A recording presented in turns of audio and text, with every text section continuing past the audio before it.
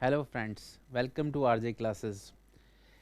आज की वीडियो में हम अपने चैप्टर सिंगल एंट्री सिस्टम जो कि क्लास 11th के लिए रेलिवेंट है उसको ख़त्म करेंगे। वैसे तो लास्ट वीडियो में भी मैंने आपसे बोला था कि हम चैप्टर कंप्लीट कर लेते, बट हमारी लास्ट में वीडियो में ना कुछ एरर होने की वजह से मैं लास्ट पार्ट लास्ट क्वेश्चन करवा नहीं पाया था उसके अंदर। तो नाउ हम उस चैप्टर क्वेश्चन को करके इस चैप्टर को वाइंड अप करते हैं। ओके, चलिए लेट्स स्टार्ट। देखिए, क्वेश्चन नंबर 11 है और ये इस चैप्टर का यू कैन से कि अगर अगर आप इसको डिफ़िकल्ट लेवल पे बोलें तो डिफ़िकल्ट तो ये भी नहीं है, बट हाँ ये थोड़ा सा बड़ा क्वेश्चन है एज़ कम्पेयर टू जो हम पहले से करके आए हैं। ठीक है, तो देखते हैं क्या बोल रहे हैं। Pawan maintains his books of account on single entry system. ठीक है, एंड फॉलोइंग इन्फॉर्मेशन आपको दे रखी है। क्या क्या है? बैंक बैलेंस, सबसे पहले ध्यान देने वाली बात, बैंक का बैलेंस बताइए कैसा होता है। बैंक का जो बैलेंस होता है उसका नेचर क्या होता है? बैंक क्या है? असेट है, और असेट के बैलेंसेस तो डेबिट बैलेंसेस होते हैं। लेकिन अगर आप ध्यान दें, जो बैंक का बैलेंस है 1 अप्रैल 2024 का, ठीक है ना, वो क्या है? 3150 लिखा है क्रेडिट। क्रेडिट बैलेंस बैंक का, हमारा तो असेट है ये, बट ये क्रेडिट शो कर रहा है, यानी कि ये ना एक्चुअल में बैंक बैलेंस नहीं है। बैंक बैलेंस नेगेटिव बैलेंस है, जिसको हम बोलते हैं बैंक ओवरड्राफ्ट। एक तरह से क्या है ये है बैंक ओवरड्राफ्ट। बैंक ओवरड्राफ्ट समझते होंगे, अगर नहीं समझते तो 2 मिनट लगाते हैं इसके ऊपर। जब हम करंट अकाउंट मेंटेन करते हैं तो बैंक हमें एक फैसिलिटी देता है कि वो कहता है कि आप चाहें तो जितना पैसा आपने बैंक में डाला है उससे ज़्यादा भी विड्रॉ कर सकते हैं या यूज़ कर सकते हैं फॉर अ टाइम बिंग, थोड़े टाइम के लिए, और फिर जब आपका पैसा आ जाएगा तो उससे एडजस्ट हो जाएगा। इसको बोलते हैं ओवरड्राफ्ट फैसिलिटी। ठीक है, तो इसलिए हमारा बैंक में बैलेंस जो है नेगेटिव भी हो जाता है, यानी कि क्रेडिट हो जाता है। ठीक, तो इसका मतलब ये वो बैलेंस है, तो बट ये तो है तो लाइबिलिटी जब तक कि एडजस्ट नहीं होता, तो इसलिए तो लाइबिलिटी साइड आएगा। तो ध्यान दें, लेकिन ये चीज़ जब 2025 के लिए दे रखे, तो देखो यहाँ नहीं लिखा हुआ क्रेडिट, तो इसका मतलब ये नॉर्मल बैलेंस है, यानी असेट में आएगा। Correct, okay. उसके अलावा स्टॉक, सन्ड्री क्रेडिटर्स, फर्नीचर। अच्छा, यहाँ पर एक एरर है, थोड़ा सा इसको ठीक कर लीजिएगा। ये क्रेडिटर्स नहीं है, ये बेसिकली डेटर्स है। आप बोलेंगे सर कैसे? एक्चुअली क्रेडिटर्स यहाँ गिवन है, वो 2 बार क्रेडिटर्स प्रिंट हो गया, मतलब टाइप हो गया, तो क्रेडिट डेटर्स है ये। Furniture, investment, cash in hand, loan from Prem. और प्रेम, लोन फ्रॉम जो प्रेम है वो 2024 में नहीं है, 25 में है। यानी जब स्टेटमेंट ऑफ फेयर बनाएंगे प्रीवियस ईयर का, उसके अंदर लोन नहीं है। करेक्ट, समझ में आ गई बात आपको? ओके, चलिए आगे बढ़ते हैं। अब इस क्वेश्चन में और क्या है देखिएगा। इसमें बोला गया है Pawan transferred ₹375 every month during the first half of the year and 300 every month for the remaining period from the business to his personal bank account. अपने बिजनेस के अकाउंट से अपने पर्सनल बैंक अकाउंट में पैसा विड्रॉ कर रहा है। तो बेसिकली क्या बोलना चाह रहे हैं, ये ड्राइंग है। बट ड्राइंग कैसे बता रखी है? कह रहे हैं ₹375 per month first half year में है, और जो 300 पर मंथ वो रिमेनिंग पीरियड, रिमेनिंग कितना बचा? वो भी 6 मंथ ही बचा। तो इस क्वेश्चन में ड्राइंग्स आपको ऐसे निकालनी पड़ेगी। ड्राइंग्स मतलब अभी तक क्या था, ड्राइंग्स आपको दे रखी होती थी डायरेक्टली इतना, बट इस बार क्या है, थोड़ी सी मेहनत करवा रहे हैं आपसे। क्या कह रहे हैं? देखिए, वो कह रहे हैं कि फर्स्ट 6 मंथ कितनी है? 375 इंटू 6 महीने है ना, तो 6, सॉरी, हाँ जी। और फिर नेक्स्ट 6 मंथ कितना है? वो है 300 इंटू 6। ठीक है ना? चलिए तो देख लेते हैं कितना आ रहा है अपना, ये कैलकुलेट कर लेते हैं। दिस इज कमिंग आउट 05250 और 1800। तो ये आपकी ये ड्राइंग जो हो गई 4050। Done.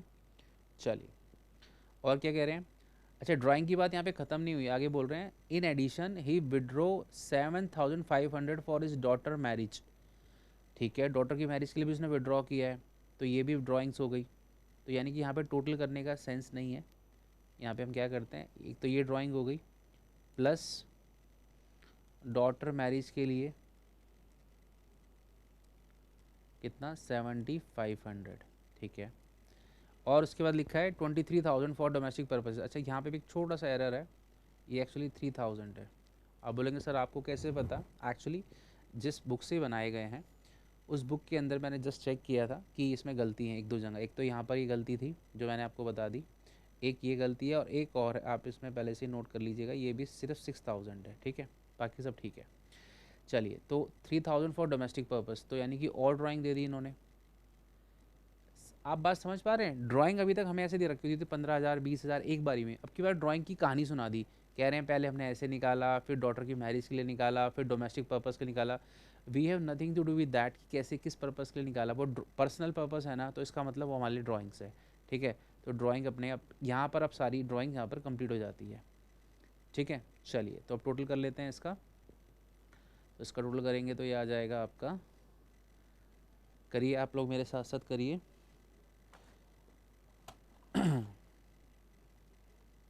2250, then 1800, then 7500 and 3000, this is coming out 14,550, 14550, ये हो गई ड्राइंग्स आपकी, ठीक है ना।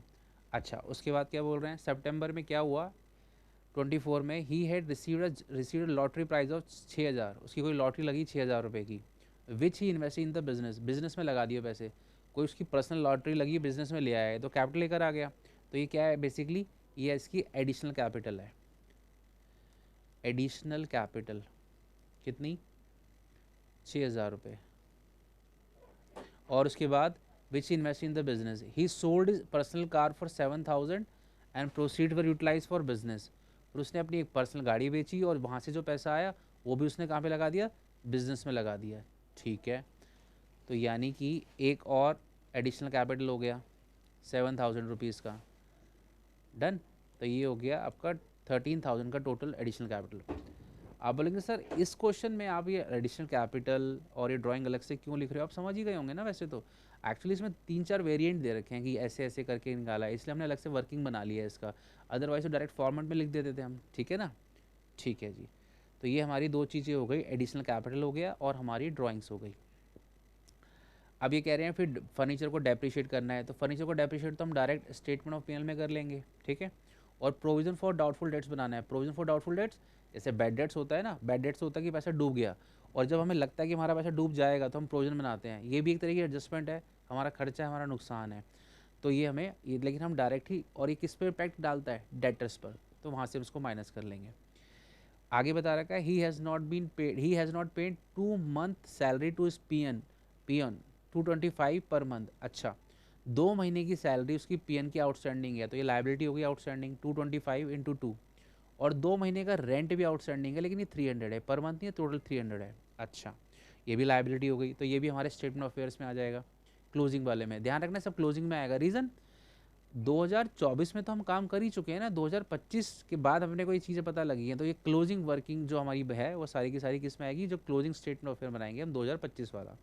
और एक last point, commission earned but not received by him, यानी कि अन इनकम हो गया, सॉरी इनकम एक्रूड हो गया, तो इनकम एक्रूड होते तो असेट बन जाती है, तो ये आपका एक्रूड इनकम में आ जाएगी, ठीक है। उसके बाद वही आपसे मांग रहे हैं स्टेटमेंट ऑफ पीएनएल बनाना है, तो वो तो अपने को बना लेंगे, ठीक है। समस्या तो वहीं आ गई कि अपने को कैपिटल नहीं दे रखी, तो कैपिटल निकालने के लिए हमें काम करना है स्टेटमेंट ऑफ, यानी क्वेश्चन में कुछ नया नहीं है अगर आप ध्यान दे तो। क्वेश्चन में एक तो एडजस्टमेंट वाला पॉइंट है, वो तो हमने पहले भी 2-3 क्वेश्चन में कर लिया, तो वो तो हम डायरेक्ट कर लेते हैं किसमें, स्टेटमेंट ऑफ अफेयर में, और उसको फिर एडजस्टेड वाला, आफ्टर एडजस्टमेंट वाला स्टेटमेंट ऑफ अफेयर बोलते हैं, याद है आपको।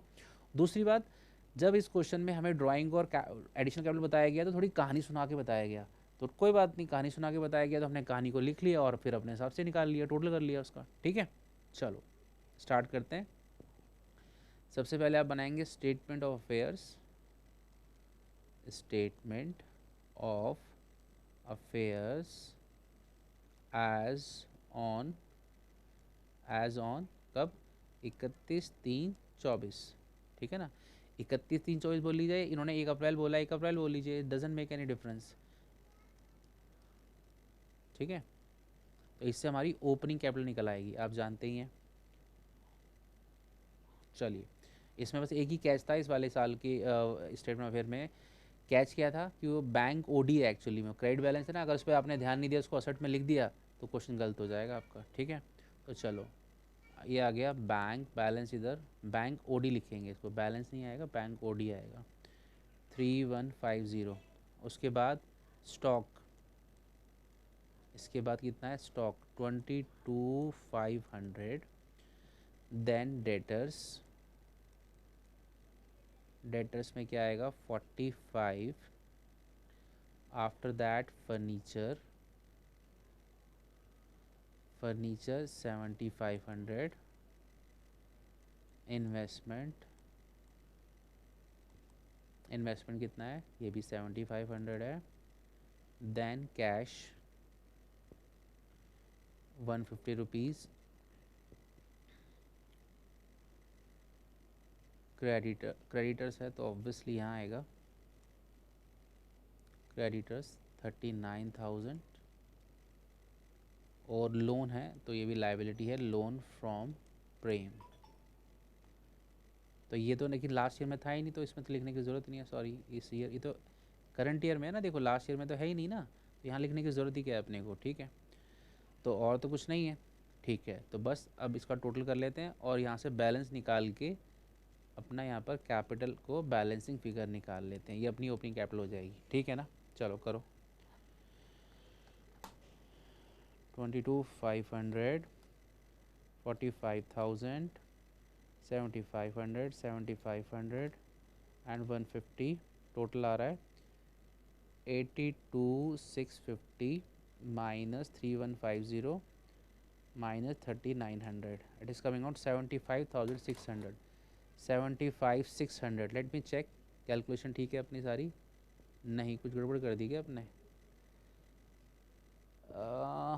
मुझे अच्छा ये मैंने 3,900 ले लिया शायद, आई थिंक। ओके एक मिनट, लेट मी चेक 82 वो ठीक है, हाँ ये ठीक है।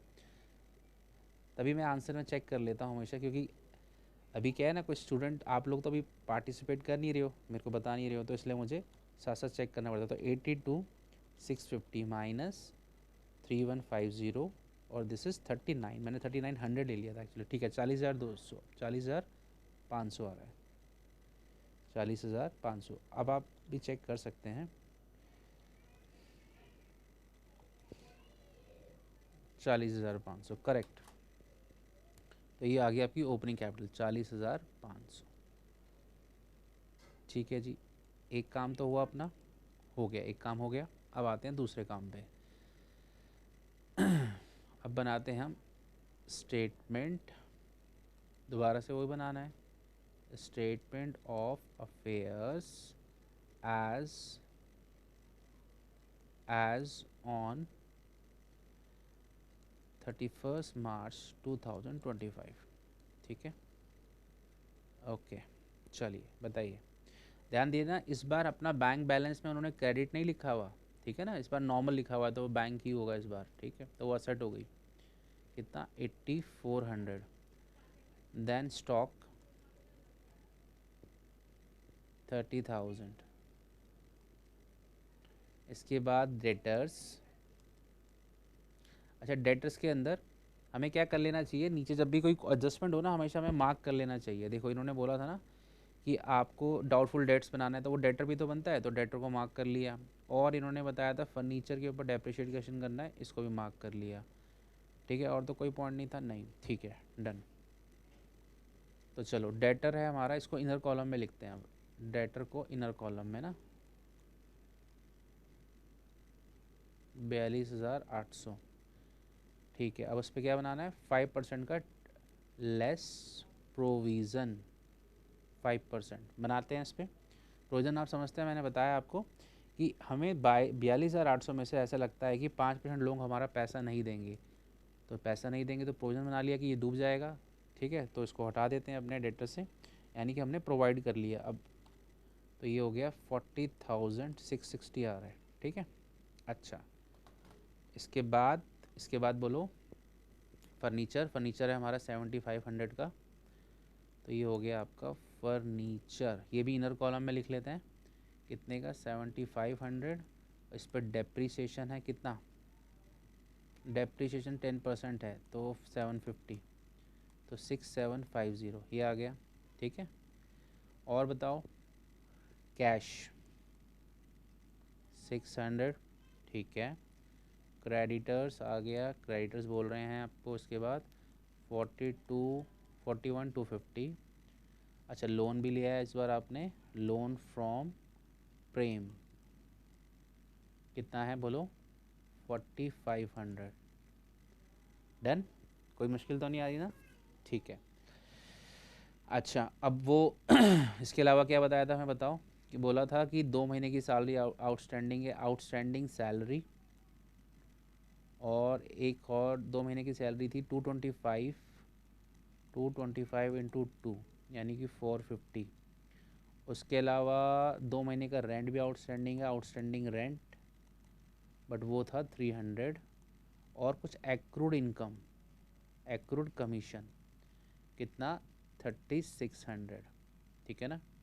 और आपको याद होगा जब हम सारी एडजस्टमेंट ही इसके अंदर, जैसे हमने ये प्रोविज़न वाली और ये एडजस्टमेंट इसमें कर लिया, तो फिर हमारा जो स्टेटमेंट ऑफ फेयर बनता है इसको हम क्या बोलते हैं, एडजस्टिव, आफ्टर एडजस्टमेंट, आफ्टर एडजस्टमेंट। अच्छा, आप बुक्स में, अपनी बुक्स में सोल्यूशन में ये भी देख सकते हैं कि ना, बुक्स में कई बार क्या होता है, ये जो एडजस्टमेंट्स होती है ना, जैसे ये और ये है, इसको ना यहाँ नहीं करते ये लोग, इसको क्या करते हैं, जब हम स्टेटमेंट पीनल बनाते हैं वहाँ पर माइनस कर लेते हैं। ठीक है, फाइनल प्रॉफिट आता है ना, जैसे अपने प्रॉफिट निकालते हैं वहाँ पे माइनस कर लेते हैं, तो यहाँ पे ऑब्वियसली फिर कैपिटल हमारा अलग आएगा। वो भी सही है, ये भी सही है। मैंने अगर आप यहीं पे कर दिया और मैं लिख दिया आफ्टर एडजस्टमेंट, इसका मतलब मैंने उसको यहीं पे टेक केयर कर लिया। अब मेरे को प्रॉफिट एंड लॉस में अलग से टेक केयर नहीं करना उसको। ठीक है, तो बस अब इसका टोटल करते हैं और अपनी कैपिटल निकाल लेते हैं। ये आ रहा है 8400, 30,000, 4660, 6750, 600 and 3600. This is coming out 90,010 minus 41,250, 4,500, 450 and 300. This is coming out 43,510. क्या ये आ गया, ये कैपिटल आ गया। अच्छा इनका चेक करें।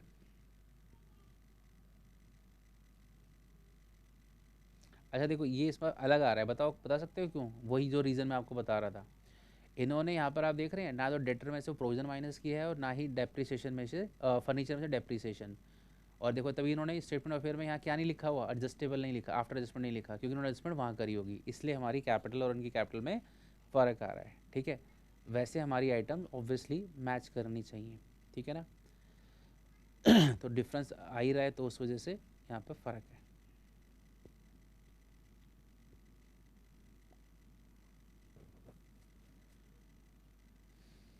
ठीक है, बाकी एक बार टोटल अपना देख लेते हैं, हमने कोई गलती तो नहीं करी। 84,600 correct, bank balance correct, commission correct, stock 30,000 correct, debtor 42,800 था, उसमें से हमने माइनस कर दिया, ये इन्होंने ये नहीं किया यहाँ पर। इन्होंने देखो पता है कहाँ किया होगा, आपको दिखाऊं, statement of profit and loss बनाया, ये देखिए ये रहा। तो यहाँ भी कर सकते हैं, मैंने जैसे आपको कहा दोनों सही हैं, गलत कुछ नहीं है। ठीक है, और इसी तरीके से जो इनका फर्नीचर है हमारा 7500, यहाँ पे हमने 750 माइनस किया है, 6750 इन्होंने ये यहाँ पे लिखा है 750। ठीक है ना? ओके, और तो कोई आइटम नहीं थी ना ऊपर जो अपनी छूटी थी। हमने इन्वेस्टमेंट को मिस कर दिया है क्या क्वेश्चन में, लग रहा है, मेरे को लग रहा है। यस, मैंने इन्वेस्टमेंट नहीं लिखा है, सॉरी, कोई बात नहीं, इसको ठीक कर लेते हैं, तभी मैं चेक कर रहा था, कुछ लग रहा था मिसिंग है। इन्वेस्टमेंट 7500, तो ये टोटल भी चेंज हो जाएगा मेरा, कितना हो जाएगा अभी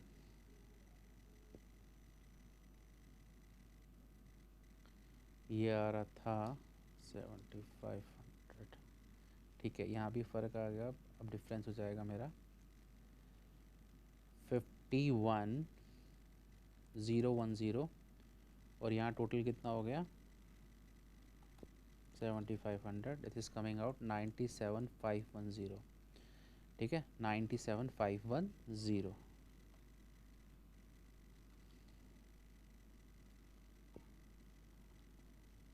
ठीक है जी, परफेक्ट। क्लोजिंग कैपिटल आ गया। अब अपने को क्या बनाना है, फाइनल चीज़ क्या होती है अपनी, statement of P and L, statement of profit and loss. चलिए बनाइए। क्लोजिंग कैपिटल, क्लोजिंग कैपिटल अभी अभी निकाला 50,000, 51,000,